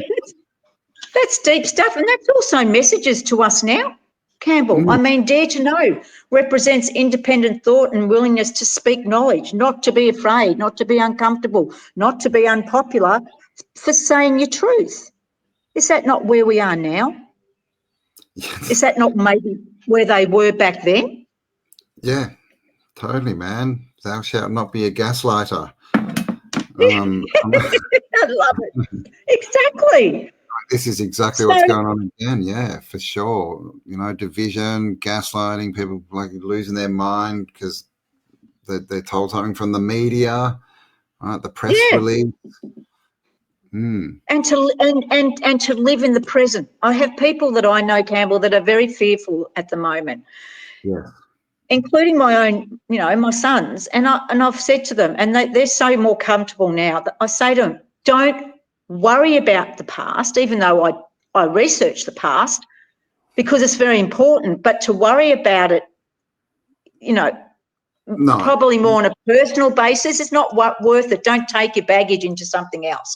So, and to worry about your future, it hasn't happened. So let's just worry about the past and the present and make every moment last because we're not in control of what happens.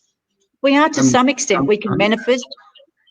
We can't change the past and we can't change the future. So focusing on the past is depression and focusing on the future is anxiety. And you can't do anything about them, right? You can only be here now and make a decision and take action in the present. On the present, exactly. The present, right? Because it's a gift. It's a gift, absolutely. But also, too, they all correspond. You get rid of father time, which is also a construct. Cubes, yes. We go into past, present, future is all intertwined anyway, as you can see to some extent, because we're reliving the past. So we are going to a place where what was once old is new again. Yes. And what was once new is old. Yeah. That's where we're going. Those who fail to learn from the past will repeat the problems. Basically. Yep. So that's what that's why we do what we do, right? We research to try and uncover what the story is, so that we don't have to relive it again, because that's what they love to do. Cycles within cycles, right? Just repeat, rinse and repeat. Yeah. Exactly. That's exactly right. So if you quickly look again to that building, again, we've got Latin, but we've also got Roman pictures on silk. So we're not painting, we're putting something on silk, because it's actually a material on there, a silk material, that we are printing Roman symbolism on, Campbell. So hang on. If you want to, on one of the arches, hang on, go back. Oh, one of the arches. One of the arcs. up here. Yep, now zoom in. Yeah. So that's on silk. What's that? It's not painted on there. Look at this. We've got a Maltese cross. Yes, we've got the Knights. I think we've got what is it? The Knights. Knights Templar. Yes.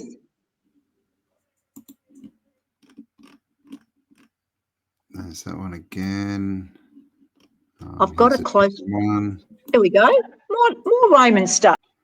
What have we got Roman symbolism for?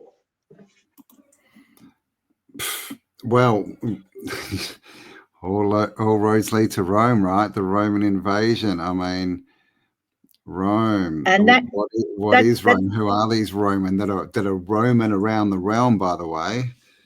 Exactly. Right? Rome, if you want to.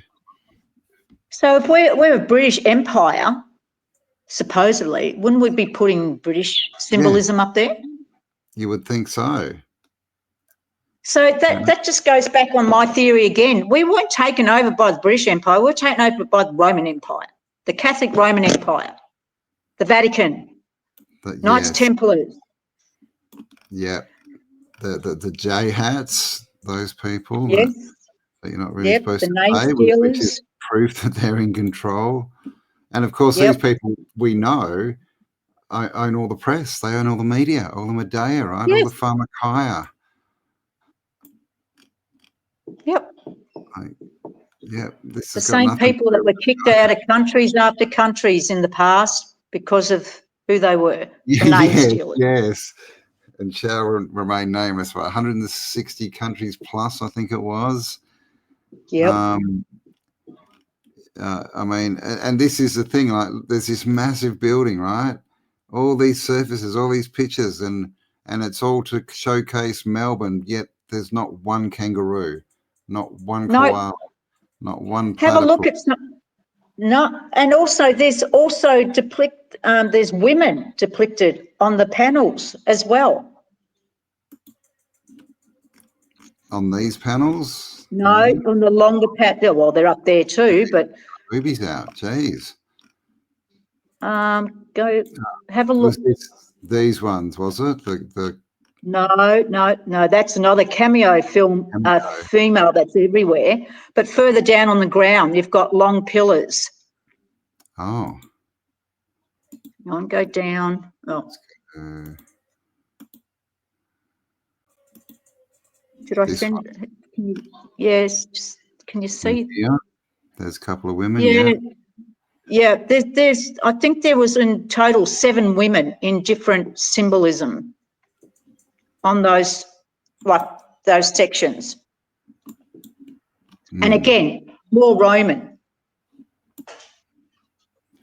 There was only one female there that looked something like it would come from the 1800s. Yeah, not the best picture, but you can see, that's all Rome. I mean, and this is, they sort of say, oh, it's Greek, but as far as I know, the word Greek didn't even exist before the mid 1800s. Interesting date, right? So was it just all Rome? Exactly. Oh no, it's Greek. It wasn't us. Was those Greeks? They wore togas too. Yeah. Crazy stuff, man. Well, that was a big one. I told you it was going to last a while. Lots of info there. Yeah. I think we're sitting at about the 2-hour mark now. So awesome, guys. Yeah. Please leave us comments, any information you've got that you should find. You can always send me an email. If you can't find it, it'll be at tartariaaustralia.com, or just send Paula a message. Paula's on Facebook. Yeah. And let us know. You know, if you got anything. Do you want to put my email? Sorry. Yeah. If you want to, yeah. Okay. We'll put it in the description, Paula's email, and you can just email your stuff straight to her. So yeah, do that. Let us know what you know. You know, any connections, Roman, Hungarian, Magyar, like whatever. Just let us know what you know, and we'll try and fit the pieces of the puzzle back together. Now, Campbell, you'll be excited about this one. Ooh. What I didn't mention was in 1888 we had a electric tram go around the exhibition buildings. Really? Just went around it? Yeah, just to take people, because it's so big. Because it was so big. Take people in. Yeah, and also just quickly, I forgot to mention there was 93 kilometres of wiring, cabling to put the lights for the exhibition buildings for 1888. 93 kilometres of cabling. All right. And, you know, again, anyone watching, go and Google how many electricians lived in Melbourne in the 1880s. Yeah. Nice. And plumbers, because, you know, we had lots of fountains, so we needed water. And we had an electric tram. And that electric tram in 1889 ended up in Doncaster. So we'll do a little... There you go. I used to live near Doncaster. Oh, that's that. Okay, that's that one. That's that one. Yes. Crazy, man. I mean, it all just points to there was a fully bullshit. It's all bullshit. It's all bullshit. There was a civilization here. It was taken over. People moved in, took control of the narrative, cast their spells through their broadcasts. Exactly. All the buildings as their own, claimed power, and then somehow talked us into going and you know, voting them into power, right? Giving our consent. Well, they're doing it now. They're still doing it now. Yeah, so don't vote. That's the only good voting. Yeah. Crazy stuff. All right. Well, that was cool. All right. And so we will be back, it sounds like, for part 6. That will be something a bit more intense that we've been chatting about. But all this, what they're doing again, right? We're at the end of a cycle. So all the racial division, all this kind of stuff, hate each other and forget about us. Yes, we will be back. But yeah, thanks for that one. Thanks for joining me again. And you're welcome. I love it. Thanks for having me. Thank you, everyone. Yes, my pleasure. And Paula is going to write some articles for our newspaper that we're doing. Tartaria Australia is doing a newspaper. So anyone else who's got some cool info that wants to get it out there, you'll find the link below, tartariaaustralia.com. You can go and submit your stuff and get it into print. And fantastic. Yeah, man. And get Guy's book too. And get Guy's book. Guy Anderson's second book, because I've written a chapter in that as well. That's right, you did. Yes. There you go. Paula's got a chapter in Guy's new book. What is it called? You remember? Cloning something. It's along the cloning lines, basically. Cloning and the Cabbage Patch Baby. Kids? I think so. I'll leave a link below, though. I'll find it and I'll chuck it down below. All right. Well, thank you very much, and have a good day. Thank you. And we'll talk soon and get into a whole nother narrative. Yes. So that's the end of our exhibitions, and I hope everyone enjoyed it. And electric tram next. Thanks, Campbell. All right. Thank you. Thanks, everyone. Bye. Bye. Remember, in the end, nobody wins unless everybody wins. Come on!